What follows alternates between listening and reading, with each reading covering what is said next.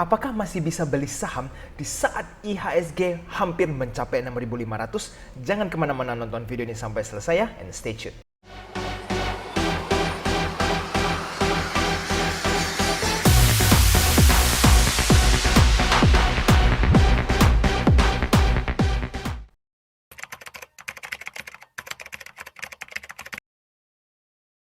Oke teman-teman, jadi di video ini kita akan membahas ya apa sih strategi kita untuk menghadapi IHSG yang hampir mencapai 6.500 dan ada 3 saham yang menarik untuk diperhatikan. Yuk langsung saja kita mulai. Nah teman-teman, saya ingin pertama-tama mengucapkannya selamat bagi para pemenang giveaway Edge Invest. Untuk Yohanes mendapatkan 5 juta rupiah, untuk Satria mendapatkan 850.000, Daniel mendapatkan 850.000 dan juga Wibawa mendapatkan 850.000.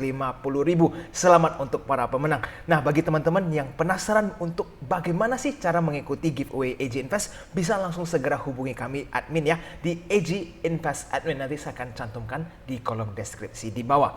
Oke teman-teman, kita langsung saja mulai ya.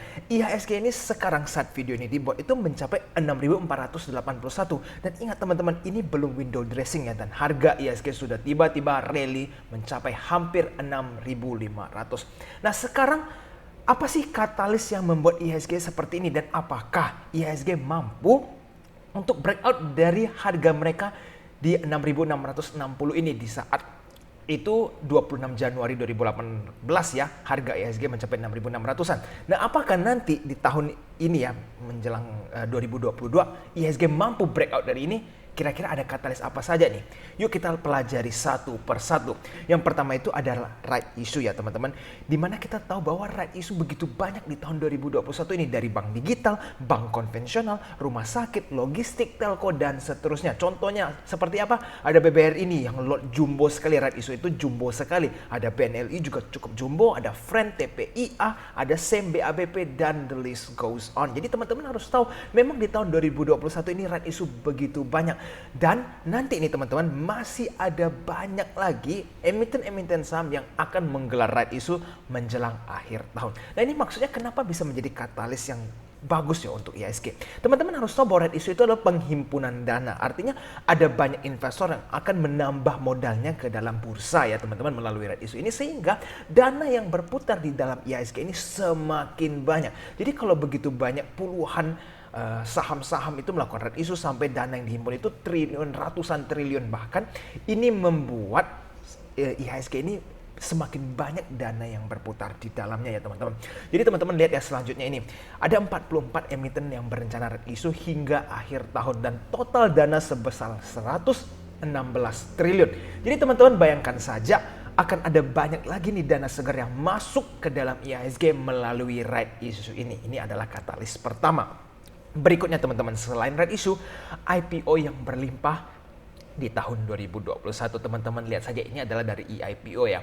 Ada banyak sekali perusahaan yang IPO di tahun ini. Ada UVCR, Boba, RSG, KGTSI. Teman-teman semua bisa melihat semua listnya ya, begitu banyak. Dan teman-teman harus ingat ada Bukalapak yang juga melakukan IPO di tahun 2021 ini, dan teman-teman tahu Bukalapak itu dana sendiri aja mereka mengejar 22 triliun. Jadi teman-teman harus menyadari dulu ya bahwa begitu banyak tadi right issue, dana segar yang masuk melalui right issue.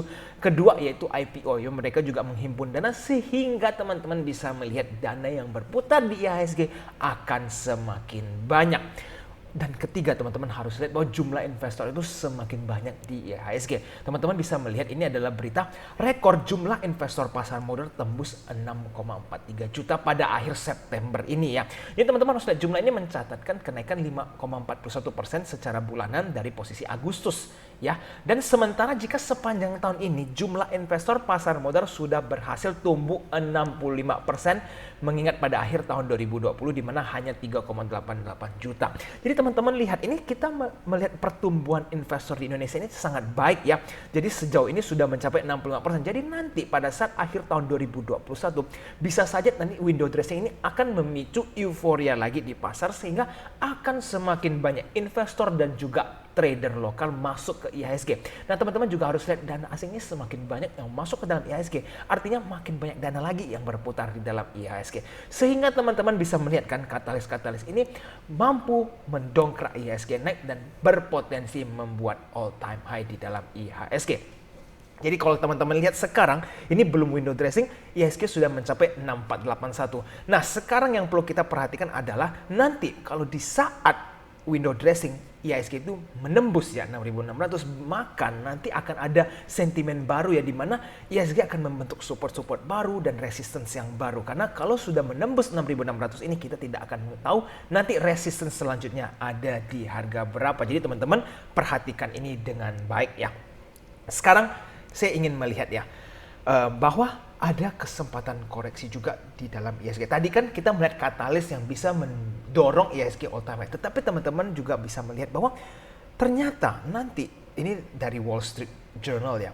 Jobs report keeps Fed taper on track for November. Ini artinya apa? Ada potensi kemungkinan besar bahwa the Fed akan memang melaksanakan taper pada bulan November ini.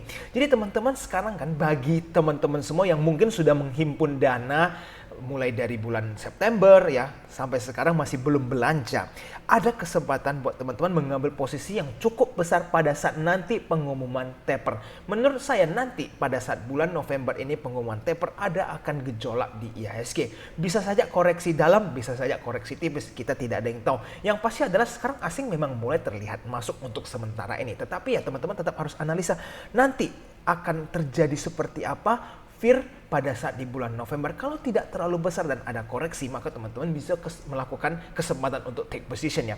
Tetapi kalau misalnya nanti fear-nya itu terlalu besar ya, heboh sekali, maka teman-teman bisa wait and see sambil melihat penjualan atau selling off-nya itu mulai mereda, barulah teman-teman mengambil posisi. Nah, sekarang pertanyaan para investor adalah, akankah IHSG drop seperti taper tantrum pada tahun-tahun yang dulunya? Menurut saya kemungkinan kecil sekali untuk drop sebesar itu ya. Kenapa? Karena sekarang ini ibaratnya orang-orang ya sudah lebih mengerti ya, dan mereka mungkin tidak sepanik dulunya. Dan yang kita bisa melihat bahwa informasi tentang kekhawatiran taper ini sudah dimediakan berulang-ulang ya sebelum November ini ya. Jadi dari bulan-bulan lalu juga sudah informasikan terus, wah akan ada taper dan seterusnya. Sehingga apa? Ini akan membuat sebuah kejenuhan di mata para investor ataupun trader. Yang maksud saya kejenuhan artinya apa? Pada saat nanti taper terjadi benar-benar, itu mungkin orang-orang yang sudah antisipasi. Jadi mungkin yang berjualan juga ya tidak terlalu panik ya. Karena taper itu kan sesuatu yang tidak perlu terlalu ditakuti ya. Sebenarnya yang membuat saham amblas itu adalah ketidaktahuan orang dan membuat panic selling karena fear yang berlebihan sehingga sahamnya amblas. Nah, tetapi kalau orang-orang sudah dengar terus taper dan seterusnya, bahkan sudah tahu taper aja IHSG lanjut naik, maka nanti pada saat pengumuman taper sesungguhnya ya mungkin hanya akan ada gejolak yang tidak terlalu ekstrim ya, walaupun memang potensi untuk koreksi. Jadi ya teman-teman, nanti pada saat ingin belanja ya bisa menunggu di bulan November untuk posisi yang agak besar. Nah, sekarang tapi pertanyaan adalah, apakah sebelum bulan November nggak bisa beli saham sama sekali? Oh tidak. Jadi teman-teman masih bisa memperhatikan beberapa saham ini. Yuk kita lihat. Yang pertama adalah Chandra Asri Petrochemical dengan kode saham TPIA. Nah teman-teman, saya ingin mengajak dulu analisa sahamnya dari segi grafik dulu ya, harganya. Pada saat 2020 COVID yang parah-parahnya, harga TPIA itu amblas ke 5.600.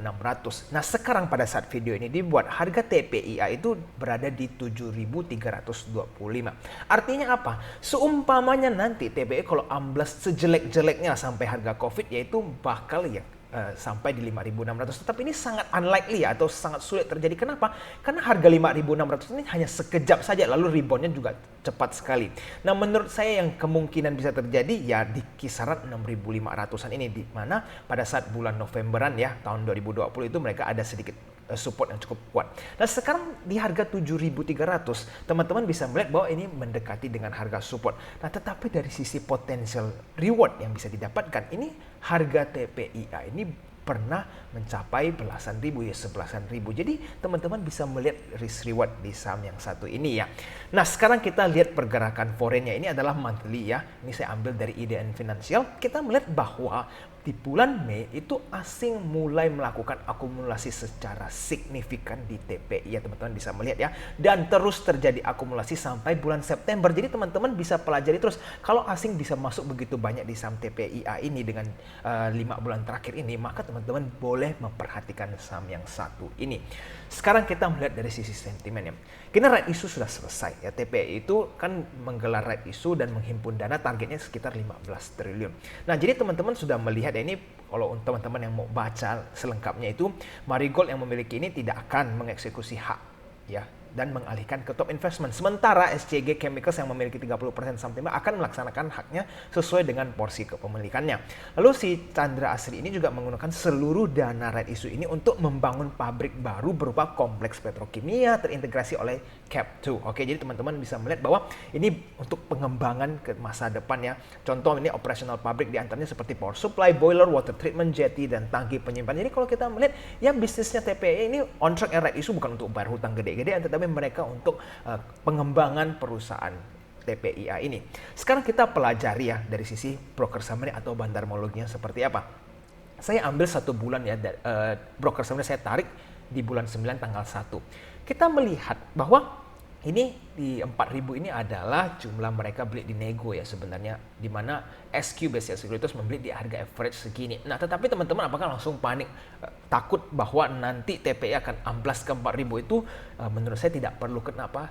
Kita bisa lihat saja. Bahkan pada saat market heboh sekali ya, market 2020 Maret COVID ya kan, itu harga saham TPI aja cuma sampai 5.000 lebih. Jadi teman-teman nggak perlu khawatir bahwa nanti TPI akan longsor sampai 4.000 ini. Ya, sekarang kita pelajari yang lainnya, yaitu ada RX, PDDP, BK yang ambil di harga reguler ya. Dimana kita melihat average price mereka untuk 1 bulan terakhir ini berada di kisaran 7.100. Ini saya ambil 1 bulan terakhir karena kita mau dilihat posisi mereka yang banyak pada saat di bawah. Nanti kalau misalnya kita perhitungkan mereka pada saat ambil di atas, ini average mereka masih bisa naik lagi ya, sehingga ini membuat konservatif, cara perhitungan konservatif.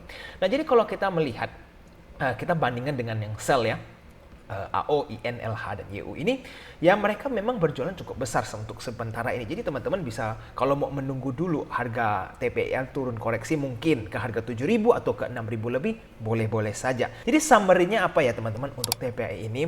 TPI ini bukan saham yang cepat naik atau cepat turun, karena market cap ini kan lumayan besar ya, apalagi right issue aja tadi sampai belasan triliun. Nah, kalau kita lihat 1 bulan terakhir pembelian average rata-rata yang 7.100, maka teman-teman ya seperti yang saya tadi bilang, safe to buy ini mulai nyicil di harga 7.000-an. Semakin jauh dari 7.000 artinya ke bawah misalnya 6.900, teman-teman mau nyicil lagi boleh. Tetapi jangan expect untuk langsung dapat cuan di TPI dengan jangka pendek ya, karena buktinya saja dana right issue mereka ini mau bangun pabrik dan ini kan butuh waktu, dan ini nanti akan tercermin di laporan keuangan mereka itu mungkin 2 tahun lagi atau 3 tahun lagi. Nah, cuma yang teman-teman perlu perhatikan adalah kepentingan di saham ini untuk naik harganya ini masih cukup besar karena right issue yang sudah baru terjadi ya, dan kita bisa melihat risk reward di TPI ini cukup besar sekali. Jadi teman-teman layak untuk memperhatikan TPI ini karena TPI ini adalah salah satu saham yang belum rally dibanding saham-saham lainnya. Oke?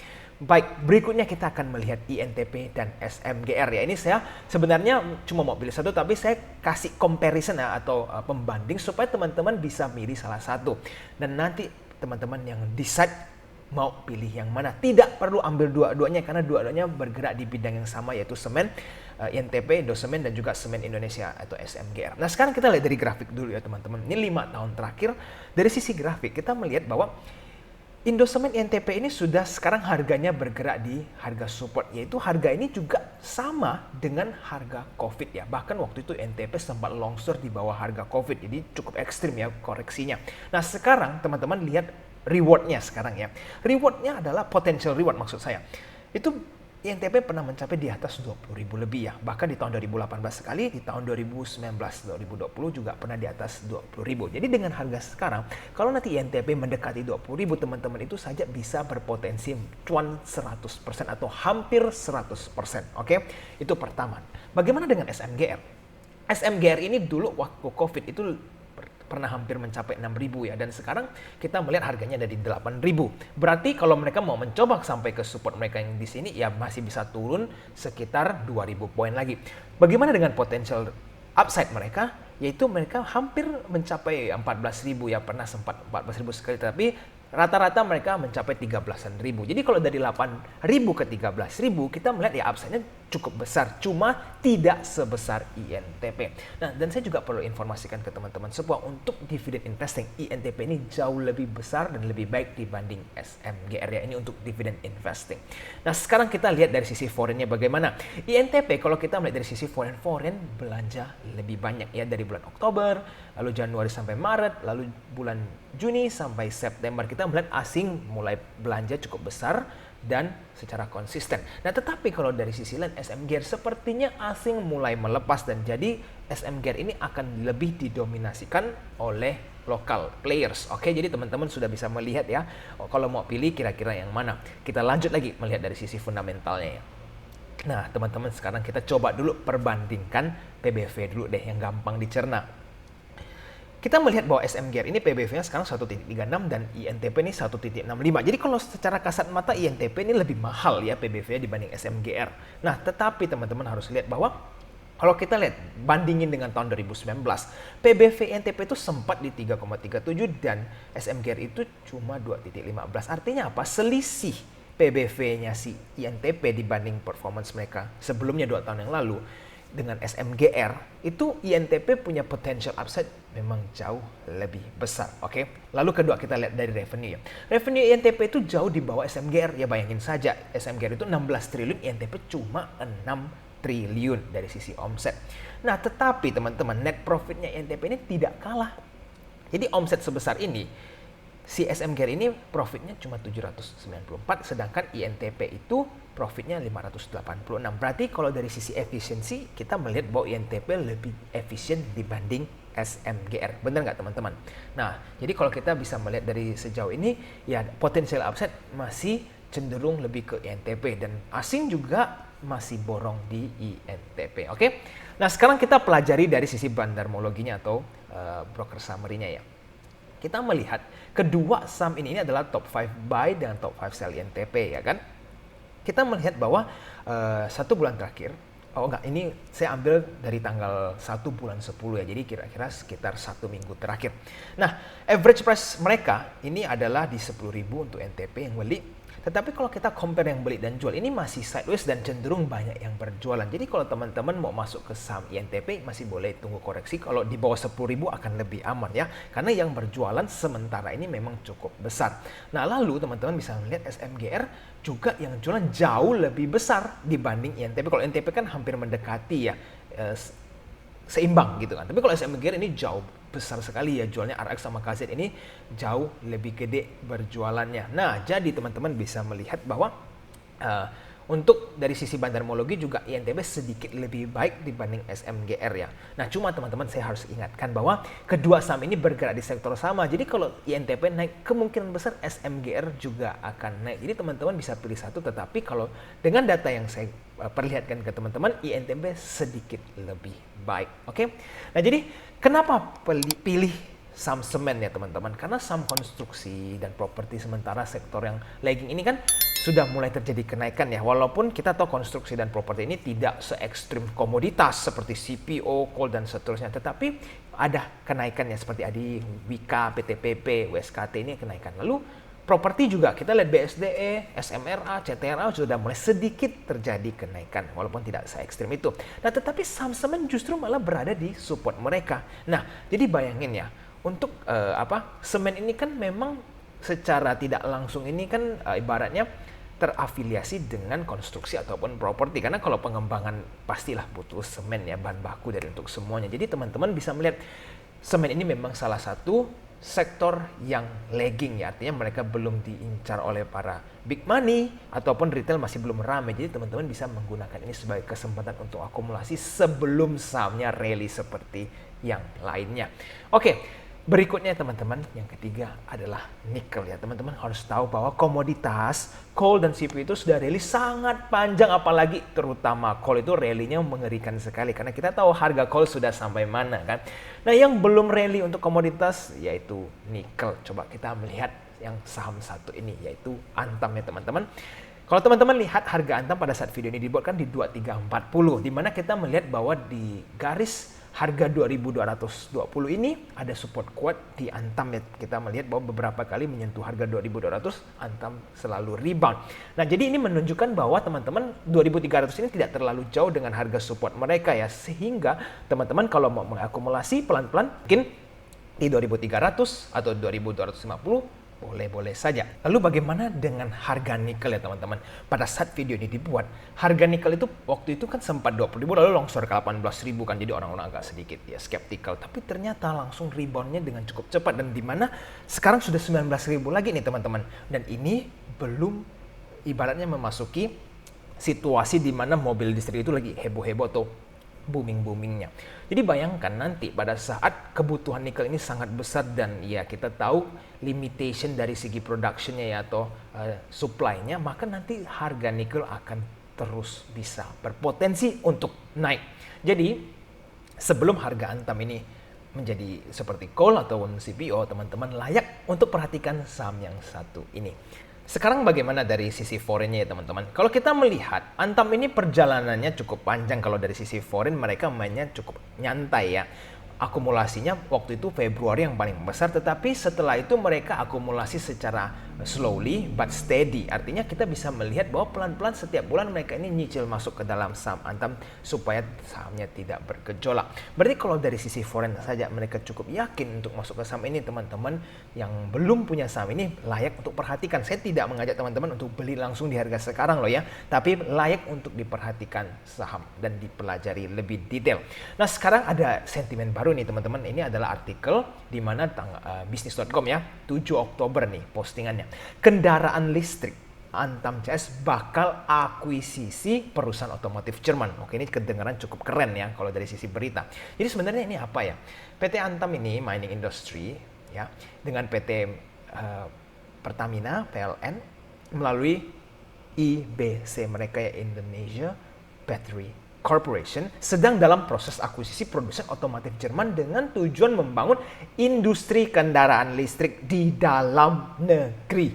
Ya teman-teman harus perhatikan nih. Jadi Direktur Hubungan Kelembagaan MindID Danny Ichdan ini mengatakan proses akuisisi tersebut sudah dalam proses finalisasi. Jadi teman-teman harus tahu ya, ini bukan rumor, ini bukan apa, tapi prosesnya sudah mencapai proses finalisasi. Sehingga teman-teman bisa melihat bahwa ini sudah going on the right track ya. Mereka membuat baterai listrik untuk mobil-mobil listrik dan sekarang mereka sudah mencapai ke ibaratnya mengakuisisi perusahaan otomotif Jerman. Jadi ini Antam memang going on the right track apalagi untuk jangka panjang. Sekarang kita pelajari broker summary-nya dulu ya teman-teman. Ini saya tarik data dari tanggal 1 bulan 10. Sekarang kita pelajari bahwa akumulasi dan distribusinya seperti apa. Kalau kita bandingin CC dengan YP ya memang CC jauh jualannya lebih besar dan secara overall memang jualan masih cukup besar. Jadi teman-teman bisa tunggu wait and see ya. Kalau misalkan harganya bisa mencapai 2.200 atau mungkin nanti pada bulan November ada terjadi goncangan harga, bisa mendapatkan di harga 2.000 atau 2.100, itu akan jauh lebih aman untuk memegang Antam ini secara long term. Yang pasti adalah saham Antam ini going on the right direction. Dan dengan harga 2340 pada saat video ini dibuat, ya teman-teman masih bisa tunggu sih untuk beberapa hari ke depan kalau ingin membeli saham Antam ini. Tetapi menurut saya kalau nanti pada saat hari Senin harga nikel mulai naik, nah ini mungkin bisa ada gejolak harga di saham Antam ini. Sekarang summary Antam bagaimana teman? Dengan harga yang saya bilang mendekati harga support, ya sekarang sebenarnya sudah layak untuk diperhatikan ya, karena kita melihat ada support kuat di harga 2250 dan juga 2200-an. Nah, dengan everything going on the right track dan mereka ini sangat fokus ya untuk nanti memproduksi baterai listrik dan kebutuhan nikel akan semakin besar, maka jangka panjang Antam ini akan sangat menarik untuk diinvestasikan jangka panjang. Dan harapan kita adalah suatu saat nanti mereka ini bisa mencapai kenaikan seperti harga CPO ataupun harga coal ya teman-teman. Jadi kita terus harus analisa perkembangan harga nikel seperti apa. Baik, Jadi sekarang selesai dari ketiga core saham yang ingin saya bahas, saya akan melakukan special mention nih kedua saham ini. Teman-teman harus tahu pada saat 8 Oktober ada berita saku laku Jack Ma resmi jadi pengendali Bank Neo Commerce ya. Jadi teman-teman tahu Mbak BBYB ini aku laku sudah resmi ya. Dan sekarang kita bisa tahu kekuatan Jack Ma ini seperti apa, dananya mereka seperti apa. Nah, yang teman-teman perlu perhatikan adalah broker summary-nya. Jika dana besar masuk ke dalam ke BBYB ini dengan besar, yaitu teman-teman bisa ikut. Tetapi kalau berita ini muncul, tapi saham-sahamnya sepi-sepi, nggak ada terjadi transaksi, ya teman-teman tidak perlu terburu-buru ya beli saham ini. Minggu depan ini tanggal 15 Oktober juga minggu depan ya, bahwa Alobank atau BB akan gelar RUPSLB, di mana kita melihat bahwa di berita mereka ini berpotensi mendapatkan investor yang besar ya teman-teman. Jadi di minggu depan ini ada potensi menurut saya bank-bank digital ini bisa aktif. Kenapa? Karena BBI dapat sentimen Jack Ma atau aku laku, dan Alobank akan melakukan RUPS di minggu depan. Sehingga teman-teman kalau ingin fast trade dan melihat sektor bank digital mulai aktif, teman-teman bisa melirik saham yang satu ini. Oke, berikutnya saya juga ingin melakukan special mention untuk call dan CPO. Ini penting sekali untuk semua yang bahkan belum punya saham ini sama sekali. Kalau udah ikutin AJ Invest dan masih belum beli ini, teman-teman sangat disayangkan karena teman-teman telah ibaratnya kelewatan ya momentum yang sangat indah ini di sektor komoditas. Sekarang teman-teman harus tahu bahwa memang harga call ini seperti harga sahamnya sudah melayang-layang ya saya bilang, karena terlalu ekstrim kenaikannya. Karena ya lihat saja harga batu baranya juga ekstrim sekali, 235. Ini udah 2 kali lipat dari all time high mereka di sebelumnya. Nah, tetapi yang belum terjadi kenaikan secara ekstrim adalah di CPO. Teman-teman harus melihat bahwa sektor-sektor CPO ini memang sudah sempat rally ya. Tetapi ini kalau dari harga mereka di all ini adalah sepanjang masa ya CPO. Harganya dulu CPO itu nggak pernah loh sampai setinggi ini, dan kita melihat bahwa CPO ini berpotensi lanjut naik ke atas. Jadi bayangin saja teman-teman, kalau nanti CPO ini mencapai ke 5.500 atau bahkan 6.000 ya harapannya, itu bayangkan harga sahamnya bisa seperti apa. Jadi teman-teman jangan sampai ketinggalan situasi seperti ini. Saham-saham CPO itu teman-teman nanti bisa pelajari video saya yang sebelumnya ya, kira-kira ada opsi apa saja nih yang bisa diperhatikan. Oke teman-teman, jadi ini video yang berjudul kupas tuntas call dan CPO. Nanti teman-teman bisa lihat supaya bisa tahu nih pada saat mau memilih di sektor call dan CPO ada saham apa saja sih yang bisa dibeli. Dan teman-teman saya juga akan cantumkan keempat video ini khusus buat teman-teman yang mungkin baru ketemu channel AJ Invest ya, tentang apa itu right issue supaya teman-teman bisa mempelajari right issue, bandarmologi masterclass supaya bisa mempelajari pergerakan bandar, dan juga trik menyontek porto manajer investasi, dan yang keempat 5 saham terafiliasi dengan Gotoh. Yang keempat ini sangat penting teman-teman. Kenapa? Karena Gotoh sudah mau IPO di tahun 2022. Jadi teman-teman yang belum punya saham-saham yang terafiliasi dengan Gotoh bisa perhatikan atau nonton video tersebut. Nanti saya juga akan cantumkan di kolom deskripsi di bawah. Oke teman-teman, jadi videonya kira-kira sampai di sini dulu. Jika teman-teman merasa video ini bermanfaat, jangan lupa untuk tekan tombol like-nya ya, dan subscribe channel AJ Invest supaya tidak ketinggalan dengan informasi terbaru seputar saham. Sampai jumpa di video selanjutnya. I'll see you again next time. Bye-bye.